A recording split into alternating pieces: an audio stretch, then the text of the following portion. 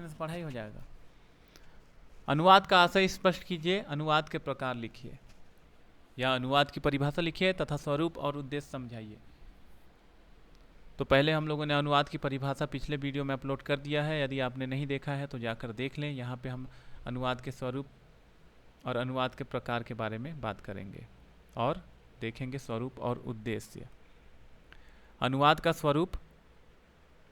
अनुवाद के स्वरूप के संदर्भ में विद्वानों में मतभेद है। इस संबंध में डॉक्टर रविंद्रनाथ श्रीवास्तव का मत ग्रहणीय है। उन्होंने अनुवाद के स्वरूप को सीमित और व्यापक के आधार पर दो वर्गों में बांट दिया है। पहला अनुवाद का सीमित स्वरूप देख लेते हैं और फिर हम जानेंगे अनुवाद का व्यापक स्वरूप। अनुवाद में एक भाषा के निहित अर्थ को दूसरी भाषा में परिवर्तन किया जाता है और यही अनुवाद का सीमित स्वरूप है। सीमित स्वरूप में अनुवाद को दो भाषाओं के मध्य होने वाले अर्थ का अंतरण माना जाता है। इस सीमित स्वरूप में अनुवाद के दो आयाम होते हैं, पाठधर्मी आयाम और प्रभावधर्मी आयाम। पाठधर्मी आयाम के अंतर्गत अनुवाद के स्रोत भाषा पाठ केंद्र में रहता है, जो तकनीकी एवं सूचना प्रधान सामग्रियों पर लागू होता है, जबकि प्रभावधर्मी अनुवाद में स्रोत भाषा पाठ की संरचना तथा बनावट की अपेक्षा उस प्रभाव को पकड़ने की कोशिश की जाती है जो स्रोत भाषा के पाठकों पर पड़ा है। इस प्रकार का अनुवाद सृजनात्मक साहित्य और विशेषकर कविता के अनुवाद में लागू होता है। अब जानेंगे अनुवाद का व्यापक स्वरूप। अनुवाद के व्यापक स्वरूप में अनुवाद को दो भिन्न प्रतीक व्यवस्थाओं के मध्य होने वाला अर्थ का अंतरण माना जाता है।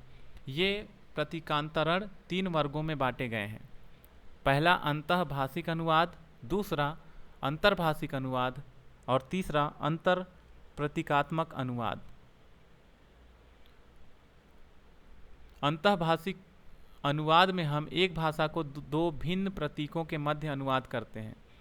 अंतर्भाषिक अनुवाद में अनुवाद को न केवल स्रोत भाषा में लक्ष्य भाषा की संरचनाओं एवं उनकी प्रकृति से परिचित होना होता है, वरन उसकी सामाजिक संस्कृति, परंपराओं, धार्मिक मान्यताओं आदि की सम्यक जानकारी भी उसके लिए बहुत जरूरी है।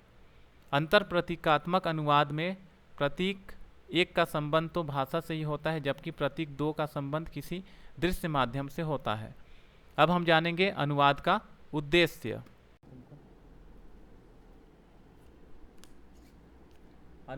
अनुवाद का इतिहास जितना प्राचीन है उतना ही अधिक उसकी महत्ता भी है।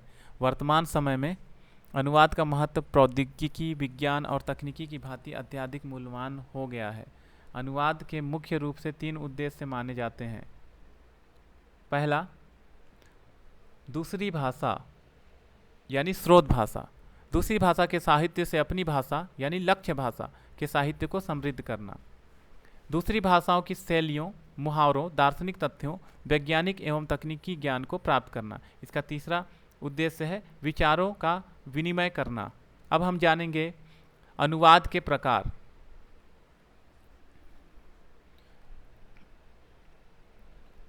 पहला प्रकार है शब्दानुवाद, दूसरा है भावानुवाद, तीसरा है रूपांतर। तो इसके अनुवाद के प्रकार हैं तीन। पहला है शब्दानुवाद। इसमें मूल भाषा या स्रोत भाषा की शब्द योजना, वाक्य विन्यास आदि का दूसरी भाषा या लक्ष्य भाषा में लगभग ज्यों का त्यों अनुवाद किया जाता है।